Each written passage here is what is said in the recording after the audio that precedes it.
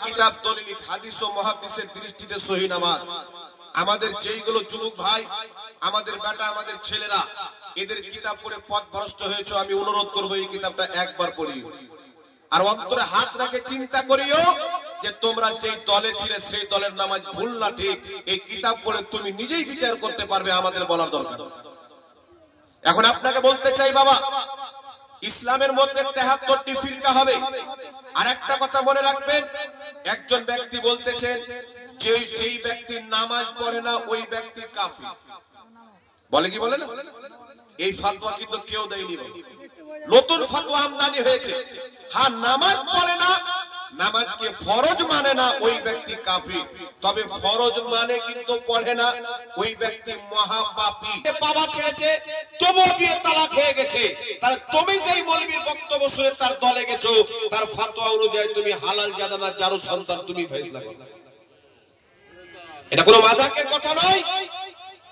যারা যেই মৌলবীর দলে যাচ্ছ তাদের ফতোয়া অনুযায়ী তোমরা তো হালাল জানা নয়, তাহলে ওই গাধা মৌলবীদের দিকে কেন যাচ্ছ যারা মুসলমানকে কাফির বানায়, ভুলভাল ফতোয়া দিয়ে মানুষের ঈমানকে ধ্বংস করে, ভুলভাল ফতোয়া দিয়ে মানুষের নামাজকে তারা হারাম নাজায়েজ বলে, অথচ তাদের নামাজটাই হচ্ছে কোরআন হাদিস মোতাবেক ভুল নামাজ। এই জন্য আপনাকে বলতে চাই বাবা, এমন কোন মৌলবীকে অনুসরণ করিও না যেই মৌলবীকে অনুসরণ করলে তোমার জন্মটাই বিশুদ্ধ হয়ে যাবে, যেই মৌলবীকে অনুসরণ করলে তোমার ঈমানটা চলে যাবে। সবচেয়ে মূল্যবান সম্পদ হচ্ছে ঈমান এবং আকীদা। একজন মুসলমানকে কোন ব্যক্তি যদি কাফির বলে, সেই ব্যক্তি নিজেই কাফির হয়ে যাবে। একজন কাফিরকে যদি কোন ব্যক্তি মুসলমান বলে, সেই ব্যক্তি নিজেই কাফির হয়ে যাবে। কাফিরকে কাফির বলা, মুসলমানকে মুসলমান বলা, মুনাফিককে মুনাফিক বলা, এই তরিকা, এই কানুন আল্লাহ আমাদেরকে কোরআন পাকে শিখিয়েছেন। যখন মুমিনকে ডেকেছেন তো সূরা মুমিন অবতীর্ণ করেছেন, যখন কাফিরের আলোচনা করেছেন তো সূরা কাফির অবতীর্ণ করেছেন, যখন মুনাফিকের পরিচয় করিয়েছেন সূরা মুনাফিকুন নাজিল করেছেন। তো আল্লাহ পাক পবিত্র কোরআন পাকে স্পষ্ট করে দিয়েছেন, কাফিরকে কাফির বলা, মুসলমানকে মুসলমান বলা, মুনাফিককে মুনাফিক বলা, এটা আল্লাহর কোরআনের তরিকা। জোরে বল সুবহানাল্লাহ। নারে তাকবীর, নারে রিসালাত, উলামায়ে আহলে সুন্নাত, নারে তাকবীর, নারে রিসালাত। প্রত্যেক কোরআন পড়নে ওয়ালা হক হয়ে যাবে এর কোনো গ্যারান্টি নাই, প্রত্যেক হাদিস পড়নে ওয়ালা হক হবে এরও গ্যারান্টি নাই। কারণ আল্লাহ পাক পবিত্র কোরআনুল কারীম সূরাতুল বাকারার মধ্যে স্পষ্ট বলেছেন, কি বলেছেন? এই কোরআন পড়ে অনেক লোক পথভ্রষ্ট হবে। ওয়া মাইয়াহদি বিহি কাসীরা, এই কোরআন পড়ে অনেক লোক হেদায়েত পাবে। পথভ্রষ্ট কারা হবে? হেদায়েত কারা পাবে? যারা কোরআন পাক পড়ে 2024 এর মতো ব্যাখ্যা করবে, পূর্বের সমস্ত ব্যাখ্যাকে বাদ দিয়ে।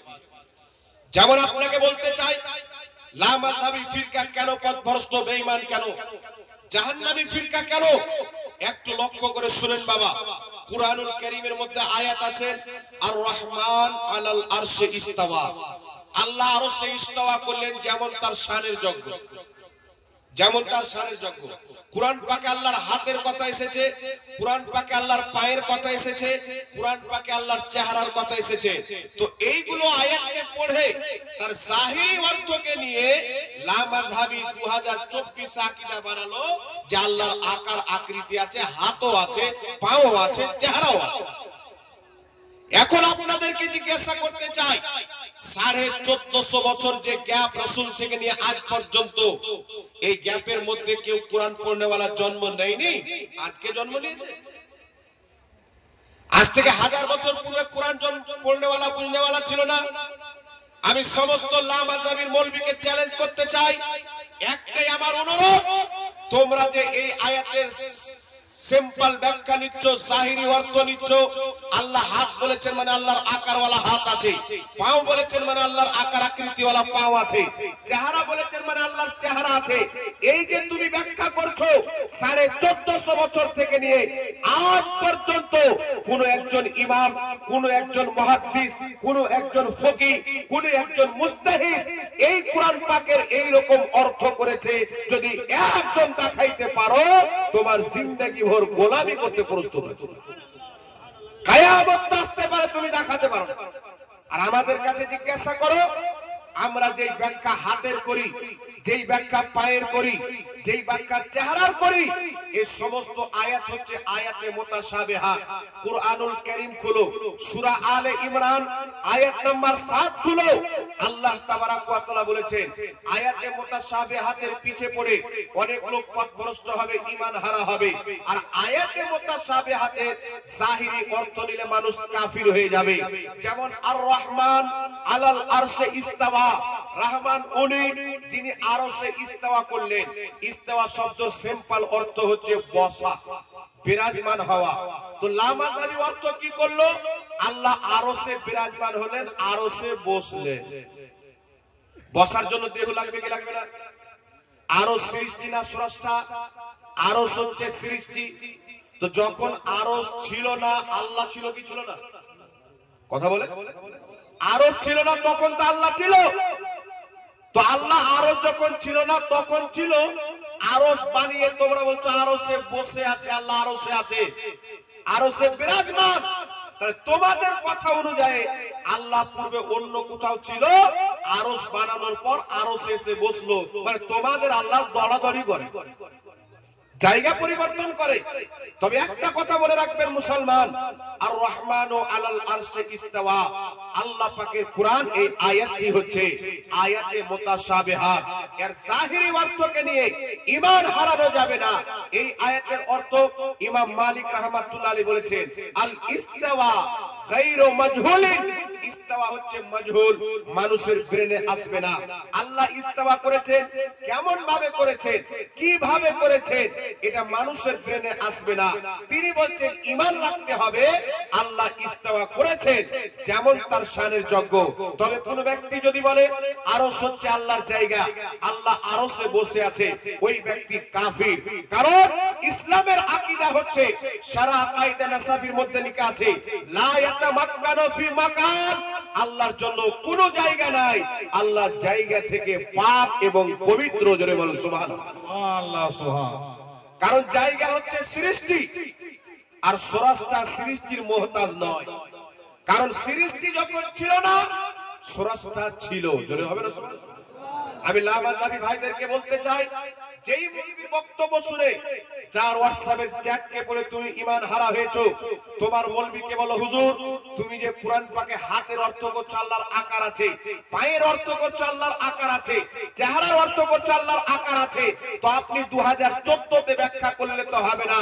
পূর্বের মুফাসসির এই আয়াতের ব্যাপারে কি বলেছেন, আহলুল ইলমগণ কি বলেছেন, আল্লাহ কুরআনুল কারীমের মধ্যে বলেছেন, তোমরা যেটা জানো না, যারা জানে তাদেরকে জিজ্ঞাসা করো। যারা লাখ লাখ হাদিস দিয়ে কুরআন পাকের তাফসীর লিখেছেন, তাফসীরে তাবারি, তাফসীরে মাতুরিদি, তাফসীরে জালালাইন, তাফসীরে দুররে মানসুর, তাফসীরে বাইদাবি, তাফসীরে মুআল্লিমুত তানজিল, আপনার তাফসীরে জামহাসি, তাফসীরে রুহুল মাআনি, তাফসীরে রুহুল বায়ান, হাজার হাজার তাফসীরের কিতাব লেখা হয়েছে। একটা তাফসীরের কিতাবে কেউ এইগুলো আয়াতের অর্থ দেখাতে পারবে না যে আল্লাহর আকার আকৃতি আছে। মুসলমান 1450 বছর থেকে কোন ইমাম এই ব্যাখ্যা করেনি। নতুন করে একটা আকীদা তৈরি করা হয়েছে। বুখারী শরীফের মধ্যে হাদিস, মায়েশা সিদ্দিকা রাদিয়াল্লাহু তাআলা আনহা বলেন যে আল্লাহর হাবিব বলেছেন, যেই আমল আমার থেকে প্রমাণিত নাই ওই আমলটা বাতিল, ওই আমলটা রদ করতে হবে। আর এই হাদিসের মধ্যে একটি শব্দ আছে আমরে না। এই আমরেনা শব্দ এই হাদিসের ব্যাখ্যা ইমাম মোল্লা আলী কারি মিশকাতের সারা মিলকাতের মধ্যে করেছেন, ইবনে হাজার আসকালানি করেছেন, একাধিক ইমাম বলছেন এখানে যে মায়েশা আমলের কথা বলেছেন এর অর্থ হচ্ছে নতুন আকীদা। আমরেনা শব্দ দিয়ে রাসূল আকীদাকে বুঝিয়েছেন। আল্লাহ কুরআন পাকে বলেছেন, ইয়াউমা আকমালতু লাকুম দীনাকুম, তোমাদের জন্য দ্বীনকে পরিপূর্ণ করে দিলাম। অর্থাৎ আকীদা এটা পরিপূর্ণ হয়ে গেছে। ইসলামের মধ্যে প্রত্যেক নতুন আকীদা হচ্ছে বিদআত, আর প্রত্যেক বিদআত হচ্ছে পথভ্রষ্ট মুসলমান। জোরে বলুন আকীদা বিদআত, নতুন আমল এটা বিদআতের অন্তর্ভুক্ত পড়ে না। যদি কেউ নতুন আমল করে তাহলে দেখতে হবে সেটা বিদআতে হাসানা না বিদআতে সাইয়্যা। কারণ বুখারীর হাদিসের অর্থ যদি নাও যে রাসূল পাক বলেছেন যে আমল আমার থেকে প্রমাণিত নাই ওই আমলটা রদ করতে হবে, তাহলে 20 রাকাত তারাবি তোমাদের মৌলবি বলে এটা রাসূল থেকে প্রমাণিত নয়। তাহলে একাধিক সাহাবা যে 20 রাকাত তারাবি পড়েছেন, তারা ইজমা পোষণ করেছেন, তাহলে প্রত্যেক সাহাবা কি বিদাতি হয়ে যাবে? এই জোরে বলেন বিদাতি হয়ে যাবে। এই জন্য আপনাকে বলতে চাই, যেই মৌলবি বলে আল্লাহর আকার আকৃতি আছে, তাকে বলেন কোরআন পাকের এই ব্যাখ্যা কে করেছে দলিল দাও। আল্লাহর কসম খেয়ে বলি, কিয়ামত তো আসতে পারে, কওরির দলিল দিতে পারে না। ইমামে আযম আবু হানিফা রাহমাতুল্লাহ আলাইহি একটি ইবারতের মধ্যে তারা কাটছাট করে মানুষকে গোমরাহ করেছে। কিতাবের মধ্যে লিখেছেন যে ইমামে আযম আবু হানিফা বলেছেন আল্লাহ হাতের কথা বলেছেন, চেহারার কথা বলেছেন, পায়ের কথা বলেছেন। এর অর্থ হচ্ছে আল্লাহ পাকের দৈহিক বৈশিষ্ট্যকে আল্লাহ বয়ান করেছেন, কিন্তু দৈহিক শব্দটা ইমামে আযম আবু হানিফা ইউজ করেননি, সিফাত শব্দ ইউজ করেছেন, গুণ শব্দ ইউজ করেছেন, কুদরত শব্দ ইউজ করেছেন। নচেত আমি চ্যালেঞ্জ করতে চাই, যদি কোনো মায়নাল প্রমাণ করতে পারে ইমামে আযম আবু হানিফা আল্লাহ পাকের দেহকে মানতো, আমি তাকে 10 লক্ষ টাকা পুরস্কার দিতে প্রস্তুত আছি। পারবে না। ইমামদের নামে, হাদিসের নামে, মুহাদ্দিসের নামে নামদারি আহলে হাদিস যত মিথ্যাচার করেছে, পৃথিবীর কোন কাফির পর্যন্ত এত মিথ্যাচার করতে পারে না। পৃথিবীর কোন মুনাফিক পর্যন্ত এত মিথ্যাচার করতে পারেনি। আপনাকে বলতে চাই মুসলমান, আমার দিকে একটু লক্ষ্য করেন, যুগ যুগ থেকে মুসলমান 4টি মাযহাবে ভাগ হয়ে আছে। কটি মাযহাব? 4 মাযহাবকে ফলো করা আছে। সকল ইমামের ইজমা হয়ে গেছে। পূর্বে কেউ মতভেদ করেননি। ইমাম জালালউদ্দিন সিউতি শাফি মাযহাবের মুকাল্লিদ, ইমাম ইবনে হাজার আসকালানী শাফি মাযহাবের মুকাল্লিদ, ইমাম ইবনে কুদামা হাম্বলি মাযহাবের মুকাল্লিদ, ইমাম মুল্লা আলী কারি হানাফি মাযহাবের মুকাল্লিদ, ইমাম বদরুদ্দিন আইনি হানাফি মাযহাবের মুকাল্লিদ, ইমাম নববী হানাফি মাযহাবের মুকাল্লিদ, ইমাম ইবনে মাজাহ শাফি মাযহাবের মুকাল্লিদ, যিনি ইবনে মাজাহ শরীফ লিখেছেন, ইমাম আবু দাউদ তিনিও মাযহাবের মুকাল্লিদ ছিলেন। আর আজকে 2 পাতা পড়নেওয়ালা বলছে কুরআন হাদিস থাকতে মাযহাব কেন মানবো? তো ভারতের সংবিধান থাকতে কোর্টে গিয়ে উকিল ধরতে হয় কি হয় না? কথা বলে হয় কি হয় না? এটা আল্লাহ পাকের শরীয়তের নিজাম, আহলুল ইলমদের নিজাম, রাসূল পাকের হাদিসের নিচড়, কুরআন পাকের নিচড়। যে কুরআন হাদিসের মুজতাহিদগণ যে ব্যাখ্যা করে পৃথিবীকে দিয়ে দিয়েছেন, এই ব্যাখ্যা মানতে হবে। কারণ তাদের মতন ব্রেনওয়ালা ব্যক্তি, তাদের মতন কোরআন বুঝনেওয়ালা কিয়ামতের সকাল পর্যন্ত জন্ম নেবে না। কথা বুঝতে পারছেন? এইবার চলে আসেন বিরাদর ইসলাম। আরেকটি কথা আপনাকে বলতে চাই, তাহলে কোরআন পাকের অপব্যাখ্যা হলো কি হলো না? আল্লাহ বলছেন হাতের কথা, পায়ের কথা, চেহারার কথা দিয়ে বেটা মনে করলে আল্লাহর দেহ আছে। অথচ আকীদার কিতাব শারাহ কাইদা নাসাবি বলেন, আকীদাতুত তাহাবি বলেন, সব কিতাবে লেখা আছে আল্লাহ পাক আকার আকৃতি থেকে পাক। এখন আপনাকে যুক্তি দিবে 1450 বছর সমস্ত ইমাম মুহাদ্দিস আহলুল ইলমদের আকীদা আল্লাহ নিরাকার। এখন আপনাকে যুক্তি দিবে যে আল্লাহ যদি নিরাকার থাকে তো নবী দেখলো কি করে? আল্লাহ যদি নিরাকার থাকে তো নবী আল্লাহকে দেখলো কি করে? তো সর্বপ্রথম তাদের আকীদা হলো নবী আল্লাহকে দেখেনি। তাদের এটা আকীদা হলো কি যে আল্লাহকে দেখেনি। তাদের দলিল কি? বুখারীর হাদিস। মায়েশা বলছে যেই ব্যক্তি বলবে নবী আল্লাহকে দেখেছেন সে মিথ্যাবাদী। বুখারীর হাদিস। আর মুসনাদ আহমদের মধ্যে সহিহ হাদিস, হযরত ইবনে আব্বাস রাদিয়াল্লাহু তাআলা আনহু বলছেন রাসূল পাককে জিজ্ঞাসা করলাম, হুজুর আপনি কি আল্লাহকে দেখেছেন? তো নবী পাক বললেন রাআইতু রাব্বি আযজা ওয়া জাল্লা, আমি আমার আল্লাহকে দেখেছি। আমি আমার আল্লাহকে দেখেছি। এক যে রাসূল বলছেন মাথার চোখে দেখেছি, এগুলো দুটোই হাদিস সহিহ। বুখারীর হাদিসও সহিহ, এটাও হাদিস সহিহ। এখন আপনাকে বলতে চাই বাবা, মা আয়েশা হচ্ছেন উম্মতি আর নবী হচ্ছেন রাসূল। রাসূলের উপরে ওহী আসে, মা আয়েশার উপরে ওহী আসে না। যখন কোন সাহাবী বা সাহাবিয়ার কথা রাসূল পাকের কথার সাথে টাকরাও হবে, ওখানে সাহাবীর কথা বাদ দিয়ে রাসূলের কথাকে প্রাধান্য দিতে হবে। এটা হলো হাদিস মানার রুলস, হাদিস মানার নিয়ম। এইবার আপনাকে বলতে চাই, তারা বলে যেই জিনিসের আকার নাই সেই জিনিসের অস্তিত্ব নাই। লামাযহাবী যুক্তি দেয়, কিন্তু সর্বপ্রথম মনে রাখবেন মুসলমান, যেখানে কোরআন হাদিসের দলিল চলে আসলো যুক্তির কোনো প্রয়োজন পড়ে যুক্তির কোনো দরকার নাই। তবে তারা যুক্তি দিবে যেই জিনিসের আকার নাই ওই জিনিসের অস্তিত্ব নাই। আমাকে একজন ফোন করে বলেছিল, তো আমি বললাম তুমি যদি আমার সামনে থাকতে তোমাকে একটা থাপ্পড় তোমার গালে মারতাম, আর তারপর তোমাকে জিজ্ঞাসা করতাম ব্যথা হচ্ছে কিনা, তুমি বলতে যে ব্যথা হচ্ছে, তো আমি বলবো ব্যথা দেখাও, ওর আকার আকৃতি দেখাও।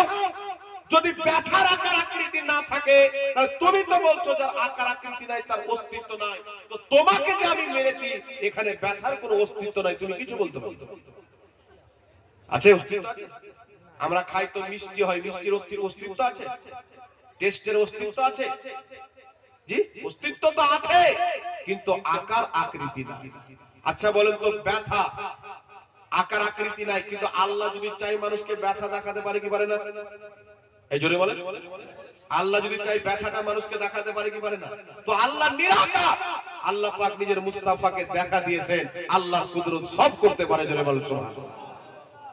এই জন্য বিরাদর ইসলাম ইমাম নববী রাহমাতুল্লাহ আলাইহি শারহে মুসলিমের মধ্যে, ইমাম কাজী ইয়াদ রাহমাতুল্লাহ আলাইহি শিফা শরীফের মধ্যে বলেছেন, মা আয়েশা যখন এই কথাটা বর্ণনা করেন উনি অনেক অল্প বয়সের ছিল, আর রাসূলের পাকের কথা হচ্ছে আমি আল্লাহকে দেখেছি, মাথার চোখে দেখেছি, সুতরাং মা আয়েশার কথাটাকে রেখে দিয়ে রাসূলুল্লাহর কথাটাকে প্রাধান্য দিতে হবে।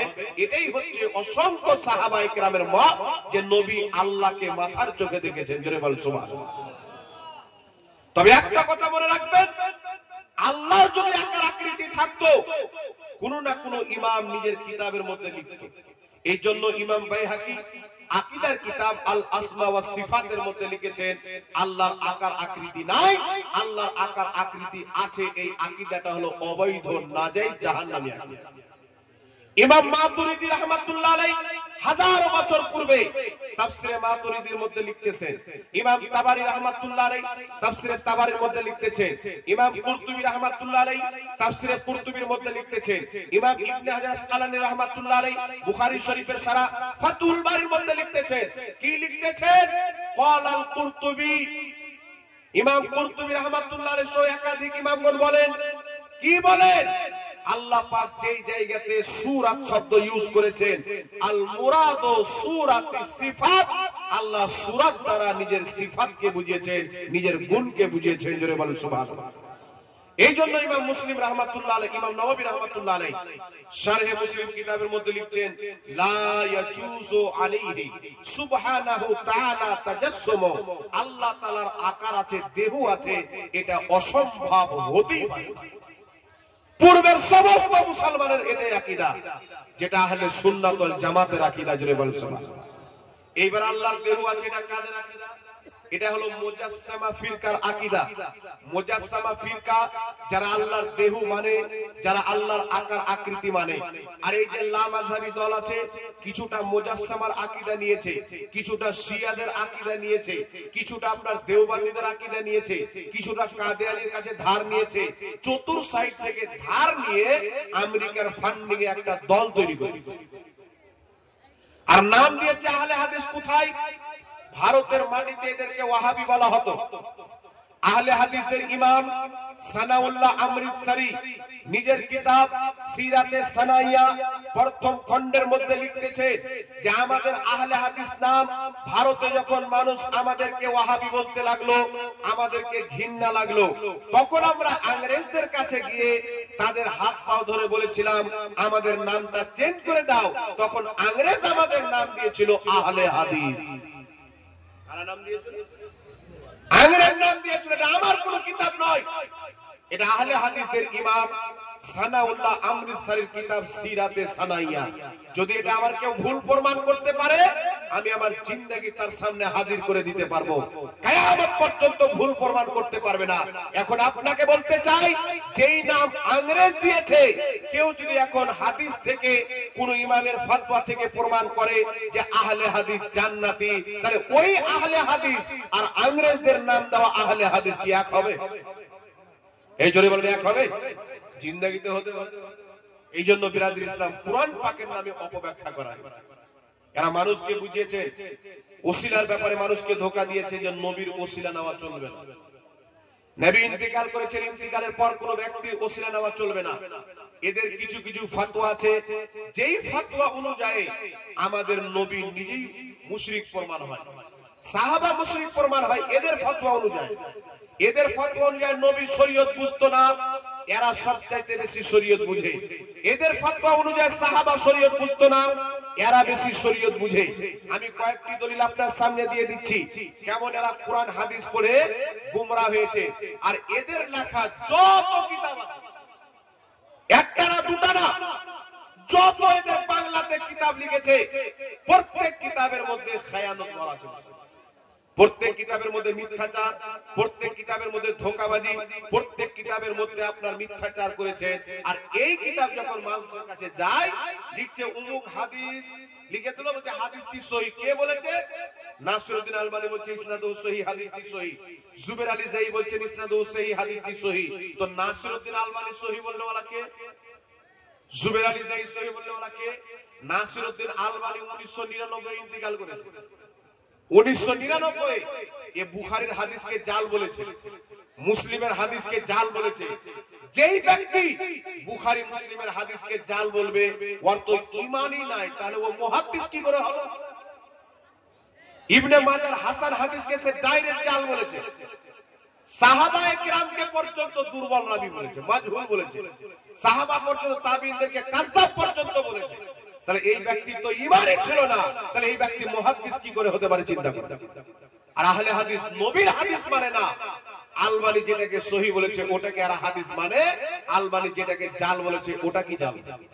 যদি ইমাম ইবনে হাজার আসকালানী কোন হাদিসকে সহিহ বলে, ইমাম তিরমিজি কোন হাদিসকে সহিহ বলেছে, ইমাম নাসাই হাদিসকে সহিহ বলেছে, ইমাম মুনজিরি হাদিসকে সহিহ বলেছে, ইমাম অসংখ্য ইমামগণ হাদিসটিকে সহিহ বলেছে, আর আলবানী 1999 সালে মরেছে, এই ব্যক্তি লিখছে হাদিসটি জয়ীফ।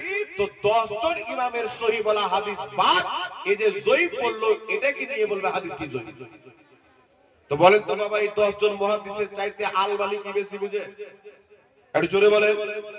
আলবানীকে ইহুদিরা দাঁড় করিয়েছিল, আলবানীকে খ্রিস্টান দাঁড় করিয়েছিল, আমেরিকা দাঁড় করিয়েছিল যে মেহনত করো, মেহনত করে হাদিসকে ভাগ করো, হাদিসের অপব্যাখ্যা করো। এই জন্য আপনাকে বলতে চাই মুসলমান, এরা হাদিসের অপব্যাখ্যা করে এরা বলতে চাই মানুষকে যে আমরা সহিহ হাদিস মানি। কিন্তু আমি প্রমাণ করব, একটা নয় দুটা নয়, হাজার সহিহ হাদিস আছে যে হাদিসকে লা মাযহাবী মানে না, হাজার টাকা মানে না। এরা এখন নতুন করে ধর্ম চালু করেছে কি, যে ইকামতের শব্দগুলো একবার করে দেয়, দেয় কি দেয় না? ইকামত বলুন আল্লাহু আকবার, আল্লাহু আকবার, আশহাদু আল্লা ইলাহা ইল্লাল্লাহ, আশহাদু আন্না মুহাম্মাদুর রাসূলুল্লাহ, দুইবার দেয়। নাম কি? আহলে হাদিস। একাধিক কিতাবের মধ্যে, সুনানুল কুবরা লিল বাইহাকির মধ্যে, আবু দাউদের মধ্যে টানাটান সহিহ হাদিস, এই কিতাবের মধ্যে 10-15টা সহিহ হাদিস দেওয়া আছে। আল্লাহর নবী সাল্লাল্লাহু আলাইহি সাল্লাম আযানের বাক্য দুইবার করে শিখিয়েছেন, ইকামতের বাক্যগুলিও দুইবার করে শিখিয়েছেন। এবার এখন ওদের কিতাব পড়ে তো একবারের হাদিস লেখা আছে, তো হুজুর একবারের হাদিস যে আছে, আপনারা বলেন একের মধ্যে 2 আছে? একের মধ্যে 2 আছে? নাই না? 2 এর মধ্যে 1 আছে কি নাই? একটা হাদিসে ধরেন যে ইকামতের শব্দ একবার করে, আর একটা হাদিসে যে ইকামতের শব্দ 2 বার করে। তাহলে যেই ব্যক্তি 2 বার দিল, একটাকেও মানলো, দুটাকেও মানলো। আর যেই ব্যক্তি একবার দিল, একটা হাদিস মানলো, দুটা হাদিসকে ছেড়ে দিল, তাহলে আহলে হাদিস হলো না হাদিস চোর হলো? আহলে হাদিস হলো না হাদিস চোর হলো? এটা হাদিস চোর হলো, ইংরেজদের নাম নেওয়া আহলে হাদিস হলো, হাদিস মাননে ওয়ালা আহলে হাদিস হলো না। হাদিসের নামে মিথ্যাচার, সহিহ হাদিসকে জাল। হাকিম আল মুস্তাদরাক আলা সাহিহাইনের মধ্যে একটি সহিহ হাদিস, আদম আলাইহিস সালাতু ওয়াস সালাম আল্লাহর নবীর ওসিলা দিয়ে দোয়া করেছেন, আল্লাহ তাকে ক্ষমা করে দিয়েছেন। বাচপান থেকে শুনছেন না? ইমাম হাকিম হাদিসটি উল্লেখ করে বলছেন, হাদা হাদিসুন সহিহুল ইসনাদ, এই হাদিসের সনদ হলো সহিহ। ইমাম কাসতালানী রাহমাতুল্লাহ আলাইহি মাওয়াহিবুল্লাহ দুনিয়ার মধ্যে হাদিসটিকে সহিহ সমর্থন করেছেন। আরো একাধিক ইমাম সহিহ বলেছেন। ইমাম মালিক রাহমাতুল্লাহ আলাইহি কি বলেছেন? আল মাদখাল কিতাবের মধ্যে ইমাম ইবনুল হাজ রাহমাতুল্লাহ আলাইহি লিখতেছেন, ইমাম মালিককে একজন ইসলামিক বাদশা জিজ্ঞাসা করলেন, হুজুর আমি যখন নবীর রওজার দিকে যাব, জিয়ারত করতে যাব, তো আমি যখন দোয়া করব তো আমার চেহারা নবীর দিকে করব না কাবার দিকে করব? তো ইমাম মালিক বলেছেন, হে ব্যক্তি, তুমি তোমার চেহারাকে রাসূলুল্লাহ থেকে কিভাবে ফিরাতে পারো যে রাসূল তোমারও ওসিলা, তোমার বাপ আদমেরও ওসিলা। নারে রিসালাত, উলামায়ে আহলে সুন্নাহ, হযরত আল্লামা মাওলানা মুফতি জাহাঙ্গীর ইমাম মালিক রাহমাতুল্লাহ আলাইহি, ইমাম মালিক রাহমাতুল্লাহ আলাইহি আদমের ওসিলার হাদিসটিকে গ্রহণ করেছেন।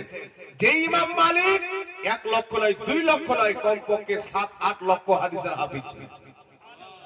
হাকিম, ইমাম হাকিম হাদিসটিকে গ্রহণ করে সহিহ বলেছেন। ইমাম কাস্তালানী সহিহ বলেছেন।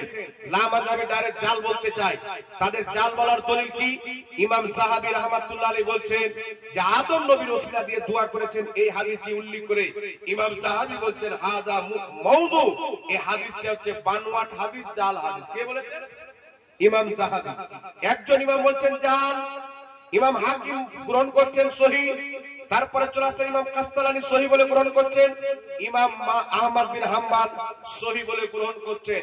এখন প্রশ্ন হলো বাবা, যে 3 জন ইমাম সহিহ বলে গ্রহণ করেছেন, এদের সাথে আরো অনেক আছে, আর একজন ইমাম বলছেন জাল। জাল বলনেওয়ালা কে? ইমাম সাহাবী।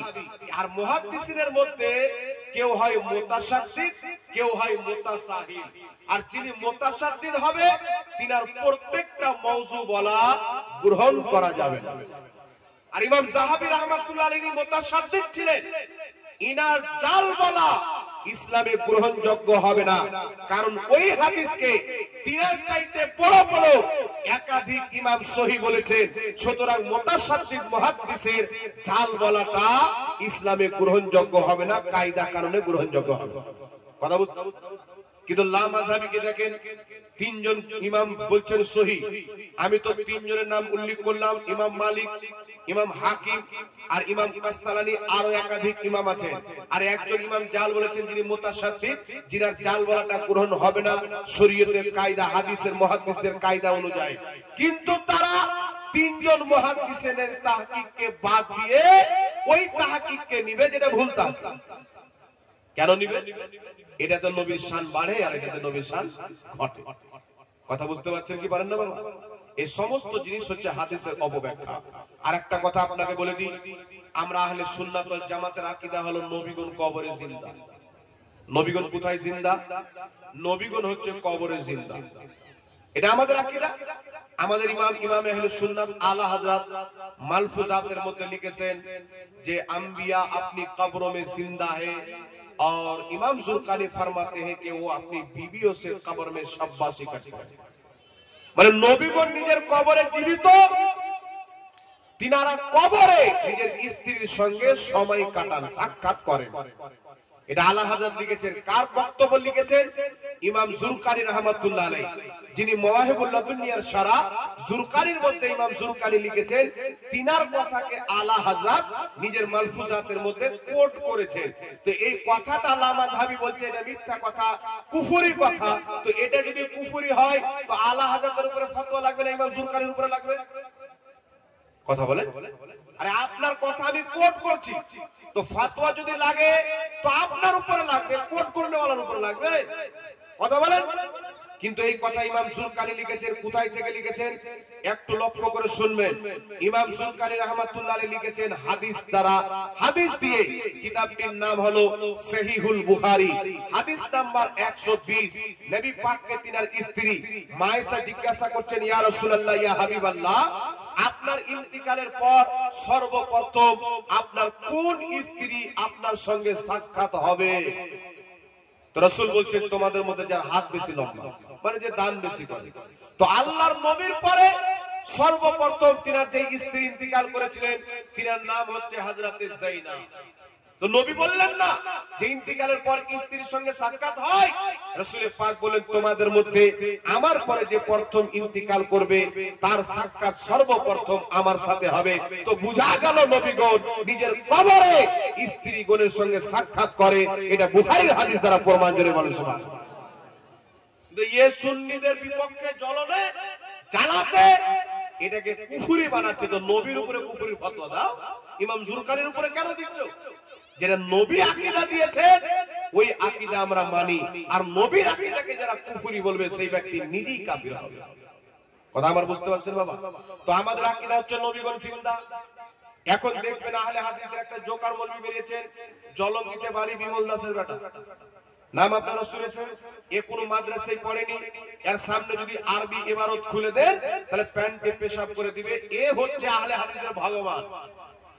মানে ইমামে আযম আবু হানিফার তাকলিদ করা শিরক হারাম, আর বিমল দাসের বেটার তাকলিদ করা এদের জন্য আইনে ইসলাম। কথা বুঝতে পারছেন? এ বেটা বক্তব্যের মধ্যে বলছে যে আবু জেহেল তো জিন্দা আছে, আবু লাহাব তো জিন্দা আছে।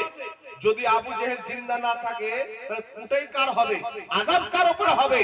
এখন আপনাকে বলতে চাই মুসলমান, আমার আপনার নবীর হায়াত আর আবু জেহেলের হায়াত দুটোই কি এক? দুটোই এক। বিমল দাসের বেটা ওই বক্তব্যের মধ্যে আবু জেহেল আর নবীর হায়াতকে এক করে দিয়েছেন। তাহলে যেই ব্যক্তি আবু জেহেল আর নবীর হায়াতকে এক করবে মুসলমান থাকবে? ওর তো ঈমানই নাই, ওর তো বিবিও চলে গেছে। এইজন্য আপনাকে বলতে চাই মুসলমান, আল্লাহর নবী সাল্লাল্লাহু আলাইহি ওয়াসাল্লাম বলছেন মুসনাদে আবু ইয়ালার মধ্যে সহিহ হাদিস, যেই হাদিসটাকে ইমাম ইবনে হাজার আসকালানী সহিহ বলেছেন, নাসিরউদ্দিন আলবানী হাসান বলেছে, রাসূল পাক বলছেন আল আমবিয়া ওয়া আহইয়াউন ফি কুবুরিহিম ইউসাল্লুন, আল্লাহর প্রত্যেক নবী নিজের কবরে জিন্দা, তারা নামাজ আদায় করে। আচ্ছা, এই লামাজাবিদেরকে জিজ্ঞাসা করেন তোমাদের বাপ আবু জেহেল জিন্দা, নবীও জিন্দা, তোমাদের নিকটে দুইজনই জিন্দা, তাহলে তোমরা বলো তো তোমাদের বাপ আবু জেহেল নামাজ পড়ে? বিমল দাসের বেটাকে জিজ্ঞাসা করা দরকার। ওই বলছে আবু জেহেল জিন্দা, নবীও জিন্দা আছে, কি হয়ে গেল? তো আবু জেহেল নামাজ পড়ে, মুস্তাফা নামাজ পড়ে। আর মেরাজের রাত্রিতে প্রত্যেক নবী কবর থেকে বেরিয়ে মসজিদে আকসায় নবীর পিছনে নামাজ পড়েছেন।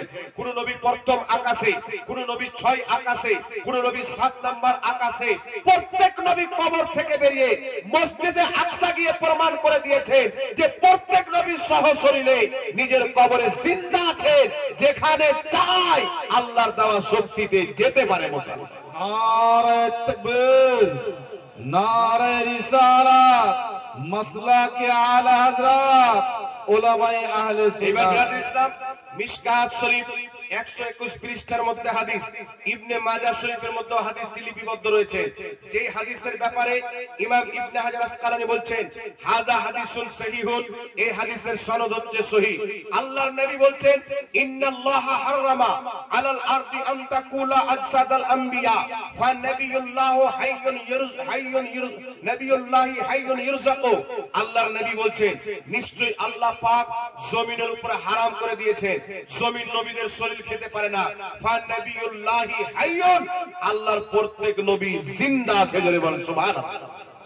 আমি বিমল দাসের বেটাকে বলতে চাই, আর তার তালওয়া চাটনেওয়ালা দালালদেরকে বলতে চাই, তার কালেমা পড়নেওয়ালা তার মুকাল্লিদকে বলতে চাই, তোমার বাবাকে জিজ্ঞাসা করো, আমার নবীর তো অসংখ্য হাদিস আছে প্রত্যেক নবী জিন্দার নামাজ আদায় করে।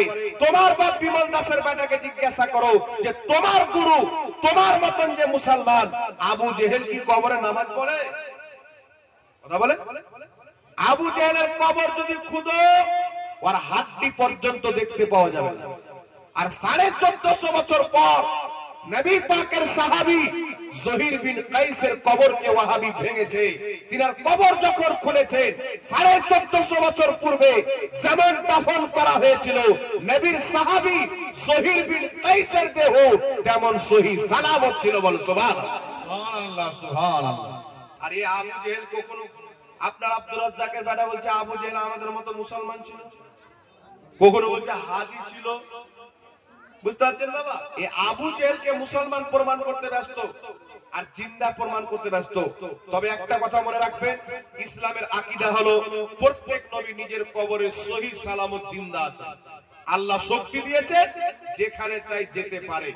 যদি কোনো লামাযহাবী বলেন নবী কবরে মরা মানুষ কি করে আসতে পারে, দেখবে একজন বুজরুগ, একজন বহুত বড় মুহাদ্দিস নবী পাককে গিয়ে বলছেন হুজুর কমপক্ষে আপনার হাতটা কবর থেকে বের করেন, আমি চুমুন দিই।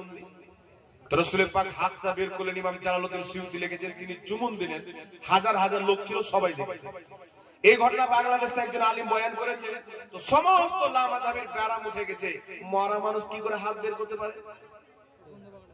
তো মিশকাত শরীফ মিরাজের অধ্যায়ের মধ্যে শুধু সহিহ নয়, মাশহুর হাদিস। যে হাদিসকে অস্বীকার করলে তোমার ঈমান টিকবে না, থাকবে না।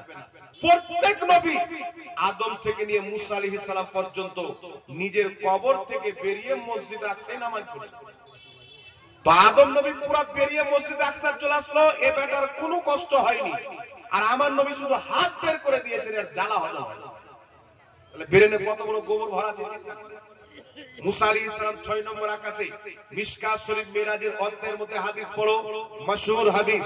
নবী পাক আসছেন, মুসা আলাইহিস সালাম বলছেন, হুজুর আল্লাহ কি দিলেন? আমার নবী বলছেন 50 ওয়াক্তের নামাজ দিলেন। কি দিলেন বাবা? 50 ওয়াক্তের নামাজ। মুসা আলাইহিস সালাম বলছেন, যান কমিয়ে নেন, আপনার উম্মত পারবে না। নবী পাক গেলেন, আবার আসলেন, মুসা নবী বলছেন, হুজুর কি হলো? বলে 5 ওয়াক্তের কমানো। এই লামাজাবি বলে না যে নবীগণ ইন্তিকালের পরে কোনো উপকার করতে পারে না, কোন উম্মতের লাভ করতে পারে না। কিন্তু মুসা আলাইহিস সালাম ইন্তিকালের পরে মেরাজের রাত্রিতে নিজের কবর থেকে বেরিয়ে 6 নম্বর আকাশে গিয়ে আমার নবীকে পরামর্শ দিয়ে 45 ওয়াক্তের নামাজ আমাদের মাথা থেকে নামিয়ে দিয়েছে। তাহলে যারা বলো নবীগণ আসতে পারে না, ইন্তিকালের পর উম্মতের উপকার করতে পারে না, তো তোমরা কেন মুসা আলাইহিস সালামের সহযোগিতা করা, সাহায্য করা, মাদদ করা 45 ওয়াক্তের নামাজকে ছেড়েছো? 50 ওয়াক্তের নামাজ পড়ো। 50 ওয়াক্তের নামাজ ফরজ হয়েছিল, পড়ো। 50 ওয়াক্তের নামাজের মধ্যে 5 ওয়াক্তের নামাজকে রাখা হয়েছে মুসা নবীর পরামর্শে। আর মুসা আলাইহিস সালামের ইন্তিকালের পর শত শত বছর পর এই ঘটনা ঘটছে। তাহলে বোঝা গেল ইন্তিকালের পরও নবীগণ মুসলমানদের সাহায্য করতে পারে। সুবহানাল্লাহ, সুবহান। যারা বলে পারে না, তারা 50 ওয়াক্তের পড়া দরকার, 5 ওয়াক্তের নামাজ পড়া তাদের জন্য ঠিক হবে না। কথা আমার বুঝতে পারছেন বাবা? মুসলিম শরীফের মধ্যে সহিহ হাদিস, রাসূল পাক বলছেন, মারাতু আলা মুসা ওয়া হুয়া ইউসাল্লি ফি কবরিহি। আমি মুসা নবীর কবরের পাশে দিয়ে গেলাম মিরাজের রাত্রিতে, তো মুসা নবী নিজের কবরে নামাজ পড়ছেন। ইউসাল্লি কায়েমান, দাঁড়িয়ে নামাজ পড়ছেন। আচ্ছা বলো বাবা, মুর্দা দাঁড়ায়? কথা বলেন, মুর্দা দাঁড়ায়? আপনাদেরকে জিজ্ঞাসা করি, যারা বলে আবু জেহেলের সাথে নবীর হায়াতকে মিলাতে চায়, আবু জেহেল কি কবরে দাঁড়ায়? আমার নবী বলছে প্রত্যেক নবী নিজের কবরের নামাজ পড়ে, দাঁড়িয়ে দাঁড়িয়ে নামাজ পড়ে। যেমন দুনিয়াতে রুকু করে, কবরও রুকু করে, দুনিয়াতে সাজদা করে, কবরও সাজদা করে, কারণ তাদের কবরের হায়াত দুনিয়ার মতো নেই। তাই পৃথিবীর মানুষ যদি মারা যায়, তার স্ত্রী বিয়ে করতে পাবে, মুস্তাফার ইন্তেকালের পরে তার স্ত্রীকে কিয়ামত পর্যন্ত কেউ বিয়ে করতে পারবে না। কারণ আমি মরে গেলাম, আমার স্ত্রীর সাথে রিশতা শেষ হয়ে যায় 4 মাস 10 দিন, আপনার শোক পালন করার পর যেখানে চাইবে সেখানে বিয়ে করবে। কিন্তু রাসূলগণের নবীগণের ইন্তেকালের পর তাদের স্ত্রীকে কেউ বিয়ে করতে পারবে না, কারণ তাদের বিয়ের রিশতাটা ভঙ্গ হয় না। তারা ইন্তেকালের পরও আল্লাহ তাদের আত্মাকে ফিরিয়ে দেয়, তারা নিজের কবরে জিন্দা থাকে। একটু জোরে হবে না সুবহানাল্লাহ? তাহলে কোন ব্যক্তি যদি বলে নবী কবরে মরা মানুষ পড়ে আছে, যেমন বাংলাদেশে কিছু গাধা মৌলবি বেরিয়েছে, হিজড়ার মতন ওয়াজ করে, দেখবেন এমন ভাবে ওয়াজ করে মনে হচ্ছে ওর শরীরে জ্বালা উঠে যায়, ট্রেনের ছক্কা যেমন টাকা তুলতে আসে ওই ভাবে ওয়াজ করে, লামাজাবির মধ্যে সব পাওয়া। আর রাসূল পাক বলেছেন, তারা কামসুল লড়কে হোঙ্গে, হিজড়া টাইপের ওয়াজ করবে। আল্লাহর নবী সাল্লাল্লাহু আলাইহি সাল্লাম কবরে মরা মানুষ পড়ে আছে। বিশ্বাস করেন, বিশ্বাস করেন, দুনিয়ার কোন ইহুদি বিদ্বান, দুনিয়ার কোন খ্রিস্টান বিদ্বান, দুনিয়ার কোন নাসারা বিদ্বান সবাই এক কথা বলেছেন, জান্নাতি দল থাকলে আহলে হাদিস দল জান্নাত। ইহুদি খ্রিস্টান জান্নাতি বলেছেন, নবী তো বলে, বুঝতে পারছেন? আর ইহুদি খ্রিস্টান হলো দাজ্জালের জামাতের লোক। আর দাজ্জাল কিয়ামতের পূর্বে আসবে, বলবে আমাকে খোদা মানো জান্নাতে পাঠাবো। দাজ্জালের জান্নাত হলো আসলে জাহান্নাম, আর দাজ্জালের জাহান্নাম হলো আসলে জান্নাত। তো ইহুদি খ্রিস্টান লামাযহাবিকে জান্নাতি বলেছে, মানে অরিজিনালে খোদার জাহান্নামী বলেছে। কথা আমার বুঝতে পারছেন কি বলেন না বাবা? এই জন্য বাবা আপনাকে বলতে চাই, এদের না আল্লাহর ব্যাপারে আকীদা ঠিক আছে, না রাসূলুল্লাহর ব্যাপারে আকীদা ঠিক আছে। এদের আকীদার মধ্যে অনেক কুফরি, অনেক শিরক, অনেক বিদআত ভরে আছে। নতুন নতুন বিদআতি আকীদা তৈরি করে মানুষকে গোমরাহ করে রেখেছে। 1450 বছরে কোন মুসলমানের এই রকম আকীদা ছিল না যে আল্লাহর আকার আকৃতি আছে, নবী কবরে মরা মানুষ পড়ে আছে, নবীর ওসিলা চলবে না, পৃথিবীর কাউরির আকীদা ছিল না। বরং নবীর ইন্তেকালের পর সাহাবা নবীর ওসিলা দিয়ে দোয়া করেছেন, দূর থেকেও করেছেন, তিনার কবরে গিয়েও করেছেন। জোরে বলেন সুবহানাল্লাহ। এই মর্মে অনেক সহিহ হাদিস বিদ্যমান মুসান্নাফ ইবনে আবি শাইবার মধ্যে, তারপরে আপনার মুজামুল কবির লি তাবরানির মধ্যে, মুজামুস সাগীর লি তাবরানির মধ্যে, অসংখ্য কিতাবের মধ্যে এই হাদিসগুলো সহিহ সনদে বর্ণিত রয়েছে। এখন আপনাদের সম্মুখে কয়েকটি হাদিস পেশ করব বাবা। আমরা যখন নামাজ পড়ি, নামাজের ব্যাপারে শুনি, এটা ঈমান আকীদার ব্যাপারে বলে দিলাম যে আমাদের আল্লাহ মাযহাবিদের দ্বন্দ্ব হচ্ছে কি নিয়ে? আকীদা নিয়ে। তাদের আকীদা হচ্ছে বিদাতি, আর এরা যে মিলাদকে বিদাত বলে, কিয়ামকে বিদাত বলে, আমাদের সামনে যদি চলে আসে ওদের 14 গোষ্ঠীকে বিদাত প্রমাণ করে দেব, কেউ বাঁচবে না। লামাযাবি বলে ফরজ নামাজের পরে হাত তুলে দোয়া করা বিদাত বলে, কি বলে না? ফরজ নামাজের পরে হাত তুলে দোয়া করা বিদাত বলে। আর লামাযহাবিদের গুরু নাসিরউদ্দিন আলবানী একটি কিতাব লিখেছে, কিতাবটির বাংলা অনুবাদ বাংলাদেশ থেকে বাংলাদেশের আহলে হাদিসরা করেছে। কিতাবটির নাম হচ্ছে রাসূল সাল্লাল্লাহু আলাইহি সাল্লামের নামাজ।